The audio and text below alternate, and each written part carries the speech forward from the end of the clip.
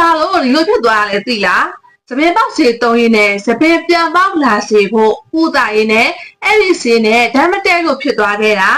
သူကတော့နာစီယာလို့ခေါ်တဲ့ TikTok user တယောက်ပါသူရဲ့ထိုးဆန်းပြီးတော့ကြောက်ချာတောင်းတဲ့မျက်နှာကြောင့် internet ဆိုင်မျက်နှာတွေထက်မှာ The Face of Horror လို့တောင်မှအမည်တွင်ခဲ့ရပါတယ်။တကယ်တော့ဒီဖေးရဲ့နောက်ွယ်မှာထိတ်လန့်စရာပရလောကဇက်လန်းနေမရှိပါဘူး။အရာအလုံးကသပင်ပေါက်စီကမျိုးကနေစတင်ခဲ့တာပါ။နာစီယာဟာသူ့ရဲ့သပင်ကျိုးတဲ့ပြဿနာကိုဖြေရှင်းဖို့အတွက် hair restoration treatment တစ်ခုကိုအသုံးပြုခဲ့ပါတယ်။ဒါပေမဲ့အကန်ဆိုးစွာနဲ့ပဲသူဟာအဲ့ဒီစီနဲ့အပြင်းအထန်ဓာတ်မတဲမှု allergic reaction ဖြစ်သွားခဲ့ပါတယ်။နိုင်ပိုင်းအတွင်းမှာပဲသူ့ရဲ့ဦးခေါင်းနဲ့မျက်နှာဟာတဖြည်းဖြည်းဖူးအောင်လာပြီးတော့မျက်လုံးတွေပါဖွင့်မရတဲ့အထိဖြစ်သွားခဲ့ရပါ။သူဟာဒီအခြေအနေကိုဗီဒီယိုရိုက်ပြီးတော့ TikTok ပေါ်တင်ခဲ့ရကနေသူက skin walker ဒါမှမဟုတ်သရေပူတာဆိုတဲ့ကောလာဟာလာတွေအထိပြန့်နှံ့သွားခဲ့ရပါတယ်။ဒါပေမဲ့စိတ်မပူပါနဲ့နာစီယာဟာဆေးရုံမှာအချိန်မီကုသမှုခံယူခဲ့ပြီးအခုဆိုရင်တော့သူ့ရဲ့ပဝန်းနဲ့နာကိုပြန်လည်ရရှိသွားပြီဖြစ်ပါတယ်